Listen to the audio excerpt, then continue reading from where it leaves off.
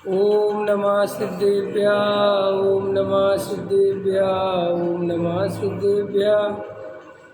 मंगलमय मंगले करन वीतराग विज्ञान नमो तार जाते भय अंतादि महान कर मंगल करे ओमा ग्रंथ करन के काज जाते मिले समाज सब पावे निज पद राज। इस भव के सब दुखन के कारण मिथ्या भाव तिनकी सत्ता नाश कर प्रगट मोक्ष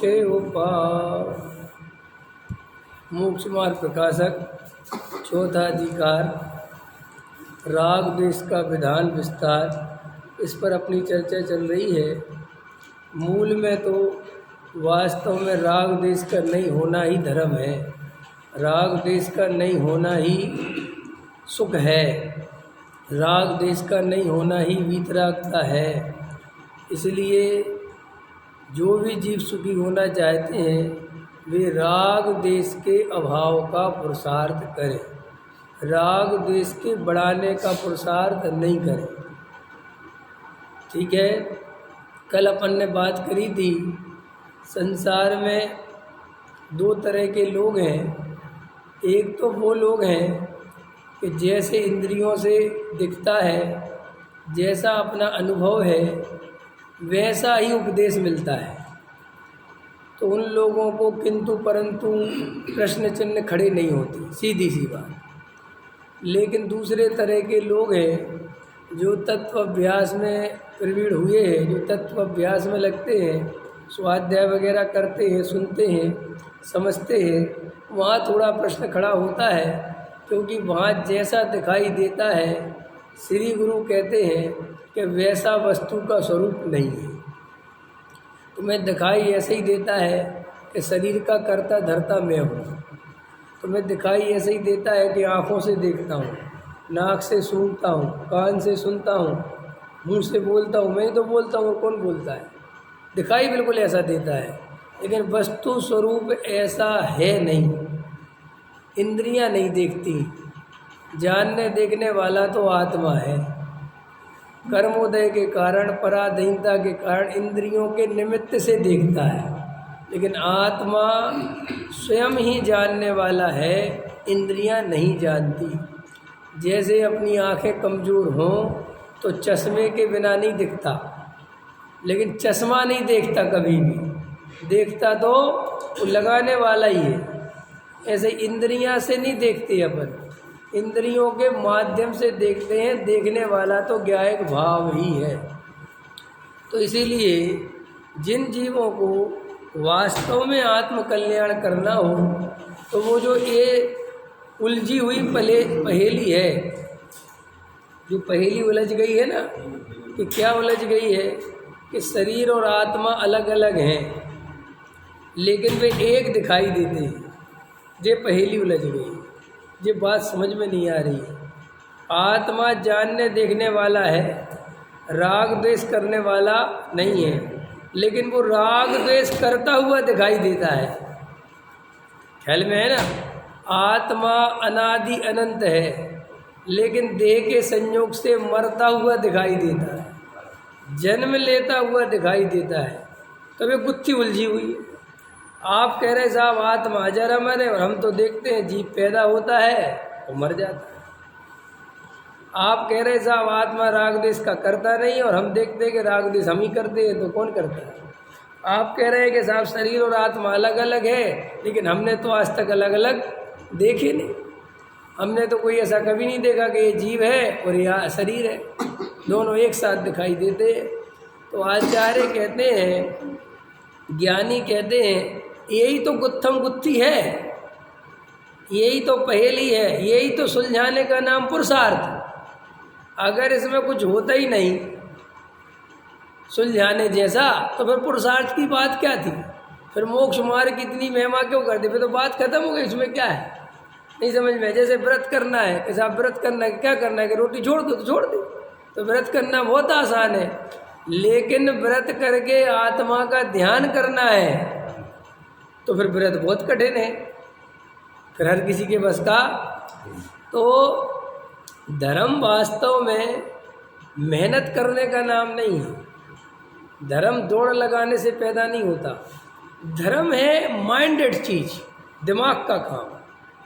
ख्याल वैसे लोग में दुनिया में बड़े बड़े इंजीनियर, बड़े बड़े डॉक्टर शरीर से कोई मेहनत नहीं करते। वे लोग वे बिल्कुल कुछ नहीं करते, वे तो एसी रूम में बैठे रहते हैं और एक कलम चलाते हैं ऐसी, और वो भी अपन को समझ में नहीं आता क्या लिखा। और आप उसको 1500 रुपये, 1000 रुपये, 2000 रुपये, और बड़ा डॉक्टर तो 10,000 रुपये, और अमेरिका से बुलवाओ तो एक कलम चलाने के 1 लाख रुपये। तो अब कोई प्रश्न करे कि साहब एक आदमी इतनी बड़ी बिल्डिंग में मजदूरी कर रहा है, सिर पे इतना पत्थर ढो रहा है, उसको मिलता है 500 रुपये, ठीक है, और कितने घंटे ढोता है? 8 घंटे, तब जाके 500 रुपये बाम उसके कोई इज्जत नहीं। कल ले देंगे, अलाना चलो निकलो अभी, जबकि उसने मेहनत करी कि नहीं करी है, मजदूरी करी, कल देंगे। और डॉक्टर कल देंगे बोल सकते हो? अच्छा तो आप पहले देख तो लो, बाद में देंगे बोल सकते हो? अरे भाई काउंटर पे पहले जमा करके आओ, फिर अंदर प्रवेश पाओ, और प्रवेश आगे 2 मिनट बाद मुश्किल बात करेगा और ऐसी कलम चला देगा और चला जाएगा। अब आपको ये समझ में वहाँ तो आता है कि ये कलम चलाने के हमने 2000 क्यों दिए, तो वहाँ समझ में बहुत जल्दी आता है कि भाई साहब इसने जो 7 साल खर्च करे हैं MBBS में, जो दिमाग लगाया है, जो रोटी छोड़ छोड़ के भी पढ़ाई करी है, ये उसका नतीजा है। तो जैसे डॉक्टर बनने के लिए ज्ञान चाहिए, कोई फावड़ा लेके मजदूरी करने नहीं जाना पड़ता, इंजीनियर बनने के लिए दिमाग चाहिए, ऐसे ही धर्म करने के लिए वेद ज्ञान की कला चाहिए। वेद ज्ञान की कला माने वो इंजीनियरिंग, डॉक्टरिंग, वो आत्मा के, शरीर के डॉक्टर हैं, आत्मा का डॉक्टर बनना पड़ेगा। जैसे वहाँ शरीर में सूक्ष्म कोशिकाएं हैं जो अपन को दिखाई नहीं देती, और किन कोशिकाओं में कैसे काम चल रहा है, कैसे कहाँ से कौन सी दवाई डालेंगे तो ये रिएक्शन आएगा, और ये दवाई डालेंगे तो ये बीमारी ही मरेगी और कुछ नहीं मरेगा। ये सारा साइंस है। अब पैर में लगती है चोट और इंजेक्शन यहाँ लगा देते हैं, बोलो, और वो वहाँ जाके असर करता है। तो ये जो साइंस है, अब देखने में कैसा लगता है? कोई अनाड़ी आदमी हो जिसको ये समझ में नहीं है। मैं पहले बहुत सोचता था छोटे में कि यार मुझे ये समझ में नहीं आता, सिर में दर्द है और दवाई पेट में खाते हैं, तो सिर का दर्द ठीक कैसे होता है? अथवा कहीं कोई रोग है, चोट है, तो वो कहते थे इंजेक्शन लगेगा, तो हमारे दिमाग में क्या आता था कि इंजेक्शन कहाँ लगेगा? जहाँ चोट है वहीं लगेगा, यही दिमाग चलता था।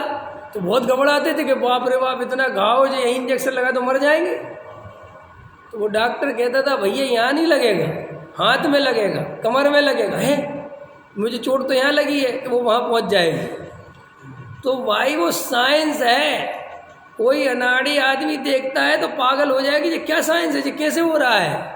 ये हो रहा है। ऐसे ही शरीर और आत्मा को समझना एक साइंस समझने जैसा है। इसलिए जैन धर्म वैज्ञानिक धर्म है। जैन धर्म पता ऐसा नहीं है कि साहब मुझे आत्मा की प्राप्ति करना है, मैं पहाड़ से कूद जाऊँ। वो कहता नहीं नहीं नहीं, इससे आत्मा का कोई संबंध नहीं है। कि साहब मुझे आत्मा की प्राप्ति करनी है, मैं रोटी छोड़ दूँ। वो कहते इससे आत्मा का कोई संबंध नहीं है। कि मैं ब्रह्मचारी बन जाऊँ, इससे आत्मा का कोई संबंध नहीं है। कि मैं मुनि बन जाऊँ, इससे कोई संबंध नहीं है। कि मैं साहब रोज मंदिर में जाऊँ, इससे कोई संबंध नहीं है। तो फिर साहब संबंध कैसे है? वैज्ञानिक तरीके संबंध है। जैसे सब्जी को खारा करने के लिए नमक ही चाहिए और किसी से खारी नहीं हो सकती, ऐसे ही डॉक्टरी शरीर का ज्ञान करने के लिए डॉक्टरी ज्ञान ही चाहिए। शरीर को चीर फाड़ के देखने से शरीर का ज्ञान थोड़ी हो जाए। हम एक काम करो, कल एक चुटकुला पढ़ रहा था। अमेरिका का एक डॉक्टर आया इंडिया में, और जैसे ही उतरा स्टेशन पे तो कहते हैं कि हार्ट फेल हो गया। कि हार्ट फेल क्यों हो गया? कि एक पुस्तक बिक रही थी जिसमें लिखा था 30 दिन में डॉक्टर बनी। कितने दिन में? तो इतना घबरा गया कि इंडिया इतना आगे चला गया, क्या 30 दिन में डॉक्टर बन जाते हैं? और इंडिया में ऐसी पुस्तकें बिकती हैं कि नहीं? तो वो 30 दिन वाला डॉक्टर पता है तुम्हें कैसे होता है? तुक्के वाला होता है। ख्याल में है, जो समझ में आया उसको, कोई साइंस पता नहीं है, बस देखा यार अपन ने दिया था ठीक हो गया। अब जरूरी नहीं है कि वो उसको सही पता हो कि कहीं प्रयोग किया हो। अब देते रहे चल रहा है, बहुत दे रहे हैं, कुछ दे रहे हैं। तो कोई आदमी डॉक्टर बनने के लिए ये सोचे कि मैं एक बॉडी अरेंज कर लेता हूँ, कोई मुर्दा उठा लाऊंगा और मुर्दे को चीर फाड़ करके देख लूँगा कि कैसा होता है अंदर, इससे डॉक्टर बन जाओगे? इससे डॉक्टर नहीं बनते। ऐसे ही लोगों के दिमाग में धर्म के नाम पर क्या बैठा हुआ है कि हम क्रिया कांड करेंगे तो धर्म होएगा, हम त्याग व्रत संयम लेंगे तो धर्म होगा। लेकिन आत्मा को समझे बिना, भेद ज्ञान करे बिना, जड़ की क्रिया जीव नहीं कर सकता, ये अनुभव करे बिना, और ये मान्यता और रहेगी कि मैं व्रतशील संयम आदि करता हूँ या मैं ये और काम करता हूँ, तो धर्म होगा क्या? धर्म होगा? इससे वो मान्यता पुष्ट होगी मिथ्यात्व की, धर्म तो नहीं होगा। इसीलिए धर्म करना बिल्कुल वैज्ञानिक काम है। विज्ञान नगर के वैज्ञानिक आत्मा और शरीर अनादि काल से एक क्षेत्र अवगाह्य संबंध में रहते हैं। उनके बीच में एक क्षेत्र अवगाह्य संबंध अनादि से चला आ रहा है, और आत्मा अमूर्तिक है और शरीर मूर्तिक है। शरीर और आत्मा के बीच में निमित्त नैमित्तिक संबंध है, कर्ता कर्म संबंध नहीं है। आत्मा का स्वभाव जानना देखना है, शरीर का स्वभाव स्पर्श रस गंध वर्ण है। ये थ्योरी है इसकी, ख्याल में है ना? ये पढ़ाई है, ये थ्योरी है। और आत्मा जानने देखने वाला है और शरीर जड़ है, वो जानने देखने वाला नहीं है। ये उसके हमने लक्षण बताए। फिर प्रश्न करो कि साहब ये लक्षण हमने पहचाने कि नहीं, उधार ज्ञान से नहीं पहचानना है, ये मेरे बताने से नहीं पहचानना है। अब ऐसा जाके देखो कि ऐसी अंदर में कोई चीज़ है जो जानती देखती है, क्योंकि शरीर में स्पर्श रसगंध वर्ण देखने के लिए कोई दिमाग नहीं लगाना है। क्यों नहीं लगाना है? क्योंकि शरीर इंद्रियों से दिखाई देता है। दिखाई दे रहा है ना आपको अपना शरीर, और ये स्पर्श हो रहा है कि नहीं हो रहा है? इसमें कोई स्वाद है कि नहीं? हाँ। गंध है कि नहीं? हाँ। वर्ण है कि नहीं? हाँ। ये सब मतलब इसके लिए आपको बहुत ज़्यादा दिमाग नहीं लगाना, एकदम दिखाई दे। अब दिमाग कहाँ लगाना है कि वो जिस आत्मा के बारे में बताया था कि वो जो अंदर आत्मा अमूर्तिक प्रदेशों का पुंज, ज्ञानादि गुणों का धारी जो अंदर विराजमान है, वो अमूर्तिक है। वो कैसा है? वो इंद्रियों से नहीं दिखेगा। अब उसको देखना है। अब उसको देखोगे तो रास्ते में 2-3-4 चीज़ें पड़ेंगी। कि क्या पड़ेंगी? कि बहुत सारे संकल्प विकल्प विचार दिखाई देंगे। क्या दिखाई देंगे? संकल्प विकल्प विचार, राग द्वेष क्रोध मान माया लोभ, ये सब कचरा अंदर तुम्हें दिखाई देगा। और ये कचरा तुम्हें जैसे ही दिखाई देगा तुम अपने को पापी समझ लोगे और घबराओगे कि मैं तो भैया बहुत पापी हूँ, मैं काय का शुद्धात्मा हूँ, मैं काय का ज्ञायक भाव हूँ। इसलिए दुनिया में जब पूज्य गुरुदेव श्री ये घोषणा करते हैं, कुंद कुंद भगवान ये घोषणा करते हैं कि सभी जीव भगवान हैं, सभी जीव शुद्ध ज्ञायक हैं, कोई भी जीव शरीर रूप संयोग रूप हुआ ही नहीं, सभी चैतन्य भगवान है, तो लोगों को ये बात बिल्कुल नहीं पचती। वो कहते हैं आपकी ये बात तो हमें समझ में आती है कि शरीर और आत्मा अलग अलग हैं, ये तो ठीक है, लेकिन आत्मा शुद्ध है। आज तक अशुद्ध हुआ ही नहीं। ये बात तो बिल्कुल समझ में नहीं आती। क्यों समझ में नहीं आती? क्योंकि वो बेचारा जब भी आत्मा देखने की कोशिश करता है, अंदर झांकने की कोशिश करता है, उसे कसाय भाव के अलावा और कोई चीज़ दिखाई नहीं देती। अब जिसको कसाय भाव के अलावा कुछ दिखाई नहीं देता, उसे कहो आत्मा शुद्ध है, शुद्ध है, शुद्ध है, शुद्ध है, शुद्ध है, तो क्या होगा? दो चीज़ें होंगी जो मुमुक्षुओं के साथ हुई। दो चीज़ें ये होगी कि एक तो ये चीज़ होगी कि वो तुम्हारी मानेगा नहीं। क्यों नहीं मानेगा? कि हमें राग देश के अलावा कुछ दिखाई नहीं देता, हमें ये बात नहीं जमती तुम्हारी, तो वो तुम्हारे विरोध में खड़ा हो जाए। तो जो मुमुक्षुओं के विरोध में खड़े हो गए वो उस तरह के लोग हैं। अब दूसरे तरह के लोग कि साहब आत्मा शुद्ध है, शुद्ध है, शुद्ध है, शुद्ध है, कि बिना अनुभव के तुमने कहीं से मान लिया। बिना अनुभव करे, बिना जाने देखे, प्रभाव में आकर, क्या में आकर, और प्रभाव कई तरह का पड़ता है, प्रभाव एक तरह का नहीं पड़ता। मुमुक्षु इसलिए नहीं बन गए कि यहाँ शुद्ध आत्मा की चर्चा है, घबराना नहीं। बहुत सारे मुमुक्षु इसलिए मुमुक्षु बन गए कि यहाँ पाखंड नहीं है, समझ गए ना? तो वो पाखंडपने से परेशान थे। कैसे परेशान थे? पाखंडपना तो समझते हो ना, है कि साहब मोटी मोटी बात है। महाराज मोबाइल रख के घूम रहे, आज के एसी में बैठ रहे, आजकल के महाराज सही नहीं है। ये जो पाखंड चल रहा है ना, स्त्रियों से बातें कर रहे हैं, नवग्रह विधान करा रहे हैं, माता को पुजवा रहे हैं, और समझ क्या क्या जो भी पाखंड चलते हैं। तो जो थोड़ा सा जागृत होता है उसको लगता है यार यहाँ तो जो है ना बहुत ही ज़्यादा पागलपन हो रहा है, ठीक है ना, और धूप चढ़ा रहे हैं, अग्नि में जी मर रहे हैं। अब जो बिल्कुल मोटी मोटी बात, इसमें धर्म का घबराना नहीं, इससे धर्म का कोई दूर दूर तक संबंध नहीं है। एक कोई भी पढ़ा लिखा आदमी होगा, उसके सामने तुम दो चार बातें रखोगे, करोगे, और वो देखेगा तो वो तुरंत कह देगा मुमुक्षु कम्युनिटी वेरी गुड, मुमुक्षु लोग अच्छे होते हैं। कि तुम्हें क्यों अच्छे लगते हैं? कि एक तो इनके यहाँ पे व्यवस्थित स्वाध्याय करते हैं दोनों टाइम। अब देखना उसके अच्छे लगने का कारण, और इनके यहाँ पूजा बिल्कुल प्योर शुद्ध तेरापंथी होती है, और पूजाएं भी इतनी बढ़िया बढ़िया ऐसी लय लेके आते जो मुमुक्षु, दूसरे का भी मन हो जाए गाने का, है ऐसे बढ़िया बढ़िया भजन।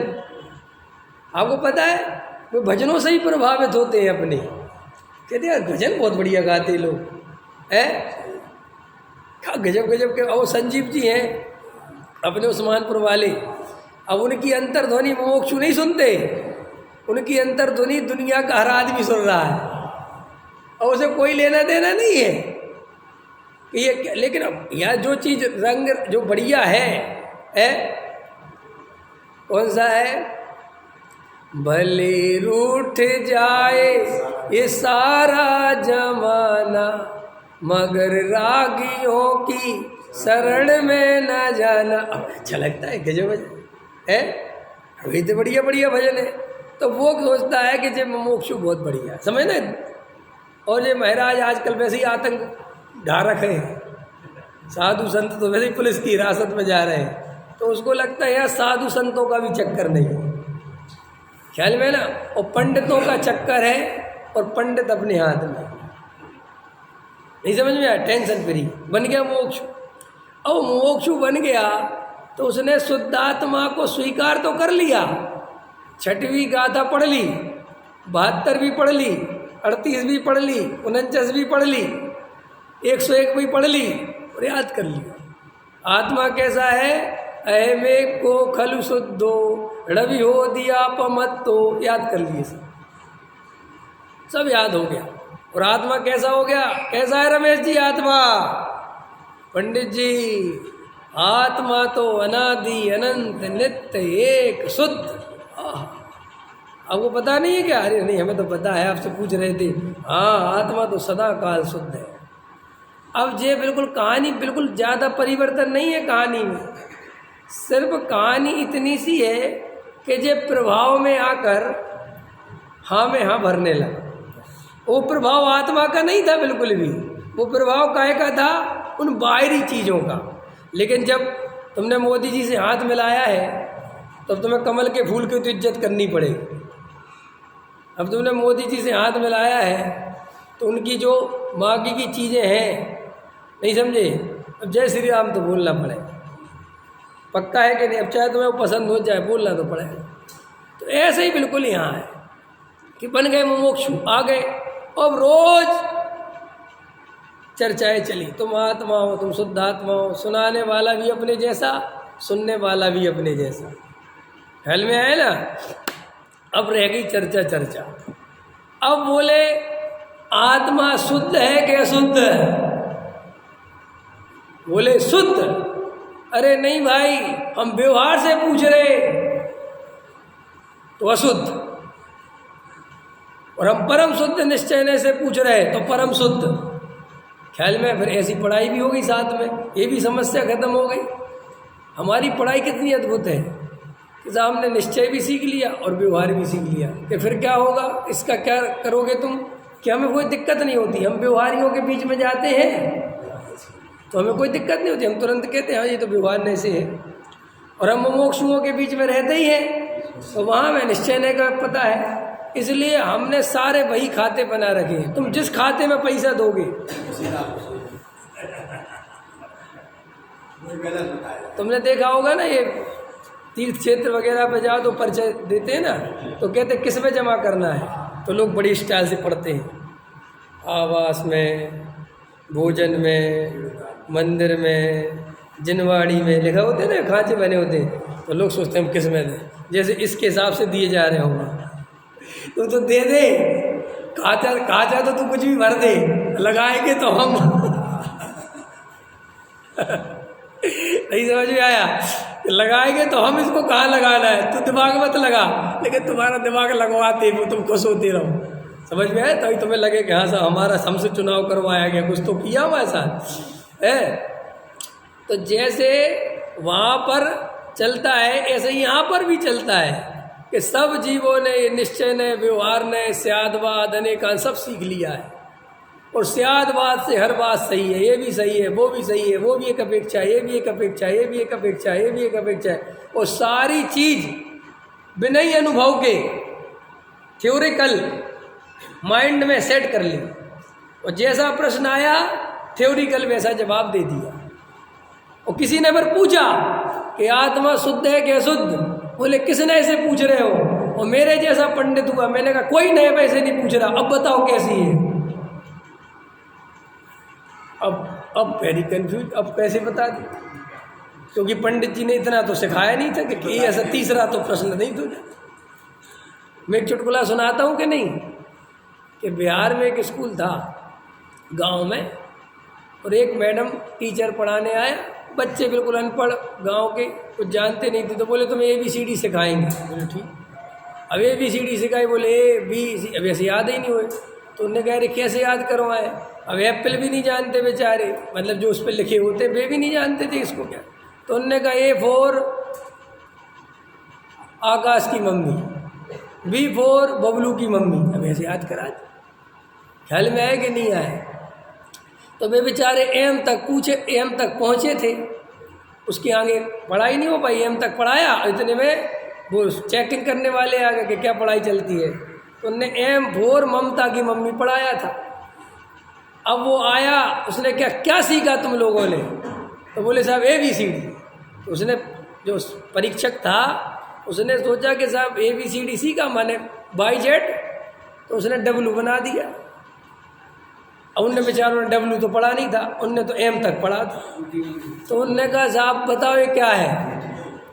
सबरे बच्चे बहुत दिमाग लगावे, ये क्या है, ये तो हमारे यहाँ तो ये तो बड़ा है।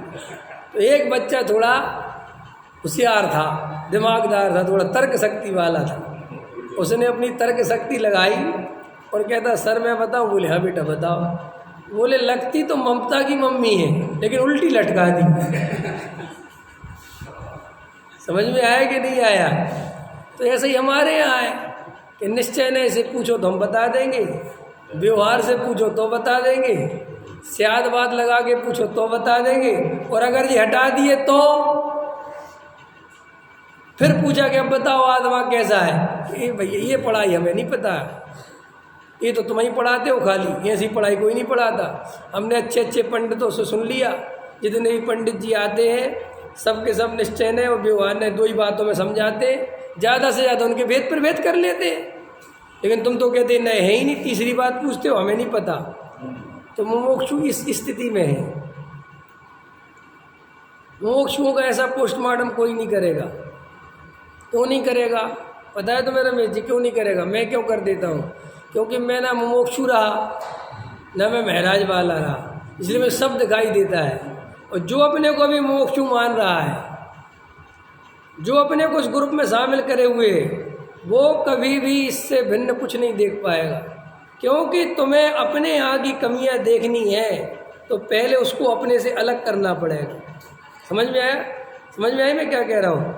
जब तक आदमी संस्था में रहता है और उसके पद पे रहता है, उसे कोई कमी नहीं दिखती, उसे सब हरा भरा दिखता है। उसकी भैंस का दूध कभी पतला होता ही नहीं। उससे 2 आदमी कहेंगे तुम्हारी संस्था में कमी है, तुम में होगी कमी, रखो अपने घर। और जब वो ही आदमी उस पद से हट जाए और संस्था से समझ लो निष्कासित और कर दिया जाए, तो भाई साहब वो जितनी कमी बताएगा पूरी समाज मिलके वो कमी नहीं बता पाएगा। बोलो सही है कि नहीं? ऐसे ही अगर तुम्हें सच्चा धर्म पाना है तो पहले तो ये पंथ संप्रदाय से ऊपर उठो। मत मानो अपने को कुछ भी, भाई मैं आत्मा के अलावा कुछ नहीं हूँ। जैन हो के नहीं, व्यवहार से तुम्हें बोल रहा हूँ तो बोलो मैं कोई जैन फैन नहीं हूँ। ये कौन से ग्रुप के हो? मेरा कोई ग्रुप नहीं है, मैं तो सिद्धों के ग्रुप का हूँ, रागी द्वेषियों के ग्रुप का मैं हो ही नहीं सकता। ये पंथ संप्रदाय राग देश से निर्मित होते, वीतरागता से कभी कोई पंथ संप्रदाय निर्मित हो ही नहीं सकता, क्योंकि पंथ संप्रदाय निर्मित करने के लिए राग द्वेष चाहिए। ये मेरा मंदिर, वो तुम्हारा मंदिर, ये बिना राग देश के हो जाएगा? हो जाएगा? हो जाएगा क्या? ये हमारे गुरुजी, वे तुम्हारे गुरुजी, ये हमारे पंडित जी, वो तुम्हारे पंडित जी, ये हमारा धर्म, जो तुम्हारा धर्म। ये राग देश की बैतरणी है और इसमें अनादिकाल से बहते चले आ रहे हो। तो देखो भैया, जिन जीवों को धर्म करना हो, जिन जीवों को आत्मानुभव करना हो, वे आत्मा शुद्ध है ऐसा सुनकर खुश नहीं होवे। आत्मा वास्तव में शुद्ध है, ये परम सत्य है। लेकिन ये जिन ज्ञानियों ने आत्मा शुद्ध है ऐसी घोषणा करी है, उन्होंने शास्त्र अकेले पढ़कर नहीं की है, उन्हें किसी गुरु के कहने पर, सुनने पर नहीं की है। उनने उस आत्मा का अनुभव करके देखा कि वास्तव में शुद्ध है, तब उनने बोला कि आत्मा शुद्ध है। इसलिए वर्तमान में ये प्रॉब्लम बहुत क्रिएट हो रही है कि साहब हम इतने दिन से आत्मा शुद्ध शुद्ध सुनते आ रहे हैं, लेकिन हमें सही पूछो तो राग द्वेष के अलावा और कोई अनुभूति नहीं होती। और हम जब भी ध्यान करते हैं, तत्व विचार में उतरते हैं, तो अंदर संकल्प विकल्प संकल्प विकल्प संकल्प विकल्प संकल्प विकल्प संकल्प विकल्प दिखाई देते हैं। हमें राग देश क्रोध मान माया के अलावा कुछ दिखाई नहीं देता। अब हम कैसे शुद्ध आत्मा का अनुभव करें? तो तुम इतने दिन से फिर चिल्ला क्यों रहे थे कि आत्मा शुद्ध है, आत्मा शुद्ध है? ये साहब इतने दिन से इसलिए चिल्ला रहे थे कि आप लोग रोज बोलते थे, तो हम भी बोलने लगे। हमें क्या पता कि ये बोलने की इतनी खतरनाक स्थिति बनेगी। नहीं समझ में आया? कल किसी ने एक वीडियो शेयर किया कि बड़े से बड़ा विद्वान इस मंत्र का अर्थ बता दे तो हम जाने। तो सब देखते हैं कि क्या क्या चीज़ है, हेलमेल है। तो वो क्या था कि बोलने वाला मंत्र था, कोई पंडित था जो भी वो था, और 20-50 आदमी 100 आदमी का जफाड़ा था और वो ऐसे मंत्र बोलता। मंत्र क्या बोला, अब ये क्या बोल रहा है, क्या बोल रहा है, तो उसे कुछ आता ही नहीं है, वो तो उल्टी सीधी आवाज़ें निकाल रहा है और मैं कर रहा है जय हो जय हो जय हो। मैं इतने संस्कृत के पंडितों को देखता हूँ, बड़े बड़े देखता हूँ धुरंधर मंत्र तंत्र बोलने वालों को, कुछ का कुछ बोलते रहते हैं, क्योंकि जनता तो समझती नहीं। समझ गए ना, वो संस्कृत में जो अड़ाम पड़ाम जो भी आ गया, ओम रीम राम रूम कर दिया, सब सोचते भैया बहुत बड़े मंत्र पढ़े गए, बहुत बड़े मंत्र हो गए। उनसे पूछो तो मूर्ख, इन मंत्रों का अर्थ क्या है, क्या पढ़ा है तूने, बताना क्या है। एक लड़का था ना, तो गाँव से बाहर पढ़ने गया, हाँ वहाँ उसने जो है 11वीं पढ़ के आया। हाँ तो गाँव में तो सुबह हवाएं लगती है सर्दियों में, हाँ ताप रहे थे सब लोग आदमी। तो एक 8वीं का लड़का भाई था गाँव का, वो भी बैठा था। हाँ गाँव के पुराने लोग, भैया एक तरह पढ़िए तू, इंग्लिश का एक हाँ पढ़ा था। हाँ तो वो बेचारा सब आ गया, इंग्लिश इतनी अच्छी नहीं होती कि बच्चा इंग्लिश पढ़ लिया। अब बिल्कुल ठीक बात। उस समय अब वो नहीं पढ़ा, 8वीं क्लास के लड़के को दिया, दिखाओ is pat and number C को लेफ्ट और उसने उसे फिर निबंध सुना दिया, उसने आगे दिखाओ का नाम सुना दिया। तो कहते तू 11वीं पढ़ा होगा, मुझे नहीं आता ये रमेश जी समझ लो कैसा चल रहा है। आपने जो कही थी घंटे के लिए सही करे, घंटे वाली बात बता दूं आपको, काफी घंटे आपने 15 मिनट बाद एक फोन आ गया किसी का, तो वो कह रहा भाई आपने 7 पीस कम डाले वहाँ, ये विकल्प और बस कभी अब साथ ही साथ दिख रहे हैं। मैंने मंगाया था वो आपने क्यों डाल दिया, आपने 1 घंटा कैसे बैठे 1 घंटा फोन स्विच ऑफ करके बैठना है, सवेरे ऑन करके बैठोगे हाँ, रात में बैठा करो ना। ओ अर्धनिशा का सन्नाटा, मन में बनचारी चरते हो, तब शांत निराकुल मानस तुम तत्वों का चिंतन करते हो। अरे जब मुनिराज जैसी पदवी के धारी, आत्मानुभूति में रमने वाले जब बेअर्ध निशा का सन्नाटा चुनते हैं, तो तुम दिन की शोर चुनोगे तो कैसे चलेगा। समझ में आया, सबको सुला के जागा करो।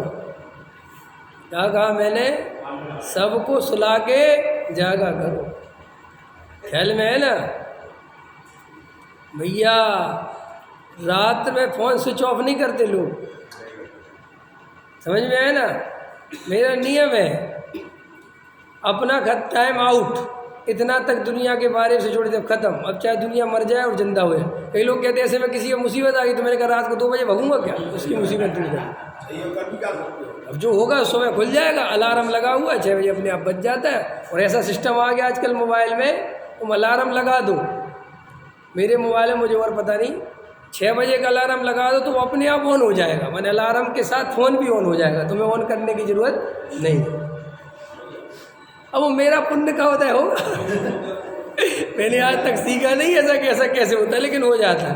तो ऐसे करना पड़ेगा, ये नहीं कि मोबाइल चालू है और तुम ध्यान करने बैठ गए तो मोबाइल तो बजेगा ही, ऐसे ही थोड़ी है। लेकिन बैठो, रिजल्ट आएगा। हाँ, वो तो विकल्प बनता ही रहेगा ना, वो तो बिल्कुल फेंक दो उठा के बस। तो देखो मैं क्या कह रहा था कि देखो भाई, जब शुद्धात्मा का अनुभव में आएगा तभी तुम्हारे शुद्धात्मा कहने की कीमत है। इसलिए वो जो लोग लड़ते हैं कि तुम लोग आत्मा शुद्ध करते हो, शुद्ध कहते हो, कुछ होता जाता तो है नहीं, कुछ पता, वो ठीक है। उस बेचारे की इसलिए गलती नहीं है कि वो जब अनुभव करने बैठता है, देखने बैठता है, तो राग द्वेष के अलावा कुछ नहीं बैठता है।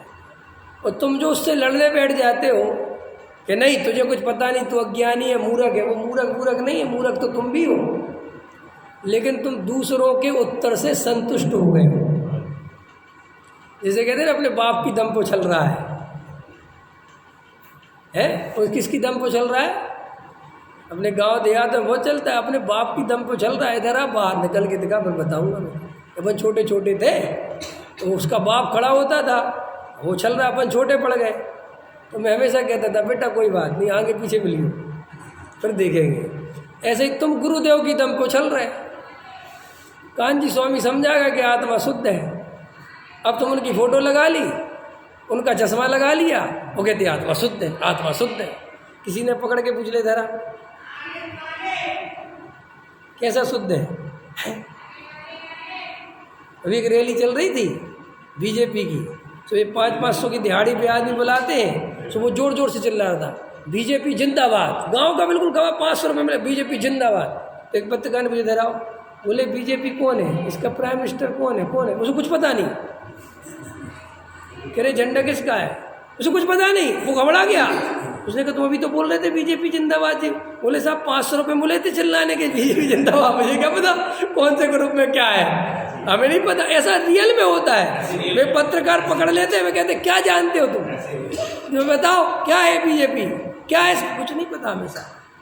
तो ऐसे ही हमारा खुद का तो कुछ है नहीं, कोई अनुभव नहीं है। पूजा कैसी करनी चाहिए बताओ, चलो मैं आप लोगों से पूछता हूँ पूजा कैसी करनी चाहिए। तुम वो ही बताओगे जो तुमने सीखी है दूसरों से, तुम्हें खुद का कुछ नहीं पता। ये लौंग चढ़ानी चाहिए, वो फूल वाली के नहीं चढ़ानी चाहिए, ये कहाँ से लेके आए, कौन से अनुभव से निकल के आई थी तुम्हारी, या तुम्हारी आत्मा में से पता चल गया था कि फूल में इसमें जीव है? कि साहब एक आए थे, वे बता गए, जब से वे बता गए हम चालू हो गए। खैर हमारे जितने भी चालू हुए हैं जो कुछ भी क्रियाकांड, ये क्या है इनका आधार, क्या आधार है बताओ, क्या समझते हो इसके बारे में?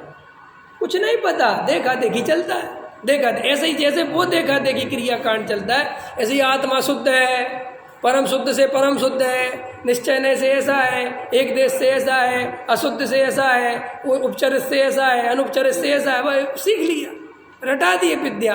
अब कोई ढंग से पकड़ के पूछ ले के इधर आओ कैसा शुद्ध है आत्मा बताओ, आप नए पूछो तो हम बता सकते, नए भाई नहीं चाहिए मुझे, बताओ अनुभव में क्या आता है, दिखाओ अनुभव का, सिखाओ कुछ। वो फिर बिल्कुल जीरो है, फिर कुछ नहीं पता। इसलिए विद्वान अनुभव की बात ही नहीं उठाते। कि क्यों नहीं उठाते? कि शास्त्रों से पढ़ते रहते हैं, शास्त्रों से पढ़ाते रहते हैं, और जब कोई अनुभव की बात उठाए वो कहते वो तो आपको खुद ही करना पड़ेगा। क्यों करना पड़े? जब तुम शास्त्रों में से सब पढ़ा सकते हो तो अनुभव कैसा होता है ये नहीं बता सकते। अनुभव खुद करना पड़ेगा, ये बात तो सही है, लेकिन वो अनुभव में क्या क्या स्थितियां बनेंगी ये तो वो ही बताएगा जो खुद करेगा।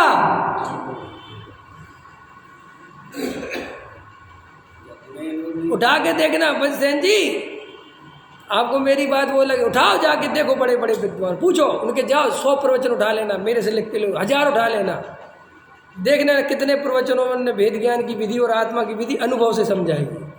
बस आचार्य ऐसा कहते हैं, अमृतचंद देव ने ऐसा बताया है, फलाने ने ऐसा बताया, ढिकाने ने ऐसे बताया कि भैया वो तो सब ठीक है, तुमने खुद तो बताओ कि साहब हम तो अपना कर रहे हैं, आप अपना करो। क्या आप अपना कर रहे हैं? ऐसा 3 काल में संभव नहीं है कि कोई आदमी आत्मानुभव और भेद ज्ञान अंदर अनुभव में जाता हो और वो उसकी बात लेके नहीं आए। वो करेगा ही करेगा, क्योंकि जो अनुभव में आता है वो शब्दों में आए बिना दिन रात आत्मा का चिंतन मृदु संवासण में वही कथन। तो वही कथन क्यों हो रहा महाराज? आत्मा ही आत्मा की बात क्यों बता रहे? क्योंकि वे आत्मा ही आत्मा का अनुभव करते हैं भाई। और ये तोताराम शास्त्री शास्त्रों की क्यों बता रहे? क्योंकि ये रात और दिन शास्त्रों ही को पढ़ते हैं और जनता भी बहुत खुश होती है। 2-4 शास्त्रों के रेफरेंस दे दो, वजनदार गाथाएं सुना दो, ओह बहुत बहुत गजब। क्या गजब? तुम्हें क्या मिला? कि हमें ये मिल गया कि कहाँ क्या क्या लिखा है। तो अभी तक एक जगह लिखे में खुश नहीं हो, जिनको समय सार मिल गया, सुनना ध्यान से, खतरनाक, जिनको समय सार मिल गया, कुंद कुंद भगवान मिल गए, और फिर भी वे अन्य ग्रंथों में आत्मा खोजते फिरते हैं, तो वे समय बर्बाद करते हैं।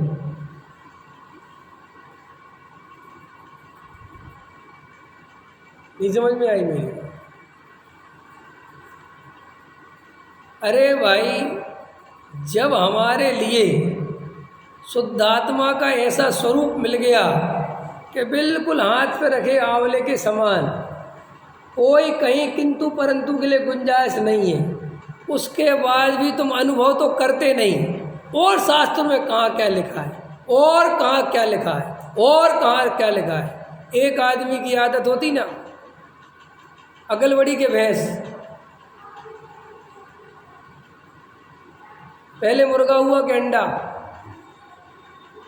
ये सुने होंगे, बच्चे होते ना, उनको मिल जाती इस टाइप की सिर खुजलाने वाली, बुद्धि की खुजलाहट होती ना, है? पहले अंडा हुआ कि मुर्गी, बताओ, जल्दी बताओ रमेश जी। आप बताओ। नहीं रमेश जी बताएंगे, बताओ। चक्कर ये बता देंगे तो आप कहोगे। अरे बोलो तो, हम कुछ नहीं। अकलबड़ी के भैंस, हाँ, हम कहते हैं भैंसबड़ी को अकल के, तो वही तो हम कह रहे थे, सुनो तो, अरे अब आगे तो सुनो, तो तुम ऐसे ही बोलोगे, ऐसा भैंस बड़ी, फिर हम आगे बोलेंगे, फिर तुम आगे बोलोगे, फिर हम आगे बोलेंगे, फिर हम आगे फिर हम आगे बोलेंगे। ऐसे ही तो हो रहा है दुनिया में। यही तो समझाने की कोशिश कर रहा हूँ मैं, नहीं समझ में आया। एक आदमी जहाज में कैप्टन बना, कैप्टन बनने जा रहा था, तो उसका इंटरव्यू हुआ। अब इंटरव्यू में 4 एक्सपर्ट बैठे थे, बोले एक बात बताओ, अगर जहाज किनारे पे आके डूबने ही लग जाए, बहुत तेज तूफान आ जाए, तो तुम क्या करोगे? उसने कहा साहब लंगर डाल देंगे। क्या डाल देंगे? लंगर। और बोले तूफान और तेज हो, तो बोले साहब दूसरा लंगर डाल दे। अरे बोले बिल्कुल ऐसा हो कि 2 लंगर बिल्कुल काम ही नहीं कर रहा है, बहुत तेज हो, जहाज पलटने की स्थिति, बोले साहब तीसरा डाल देंगे। बोला चौथा डाल देंगे।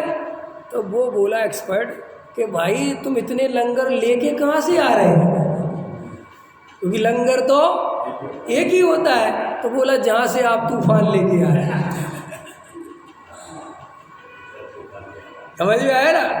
जब तुम इतने तूफान पैदा कर सकते हो बैठे बैठे, तुम इतने लंगर पैदा नहीं कर सकता। ऐसा ये बुद्धि की कुचलाहट चल रही है। अकलबड़ी के भैंस। एक आदमी को आदत थी, बाजार में जा निकले, अकलबड़ी के भैंस। एक मेरे जैसा आदमी मिला, उसने मेरे से पूछा अकलबड़ी के भैंस। मैंने कहा भैंस। बोले कैसे? मैंने कहा भैंस कभी ऐसे प्रश्न नहीं पूछती। क्या कहा मैंने? भैंस ने कभी आज तक चिंता नहीं करी कि मैं बड़ी के अकल, क्योंकि वो बड़ी है ही। और तुम रात और दिन चिंता करते हो अकलबड़ी के भैंस, इसका मतलब क्या है कि तुम छोटे हो। ऐसे ही जो जीव इन शास्त्रों में से आत्मा खोजते रहते हैं, लगे हैं रात और दिन। मैं कोई ये मत कहना कि मैं उनके, देखो भाई सभी तरह के लोग हैं, जो बड़े बड़े विद्वान हैं वो बहुत शास्त्रों को पढ़ते हैं, पढ़ना चाहिए, उसमें कोई दिक्कत नहीं है। टोडामल जी साहब ने भी लिखा है जिनकी तीक्ष्ण बुद्धि हो उनको विशेष अध्ययन करना चाहिए, इसमें कोई दिक्कत नहीं है।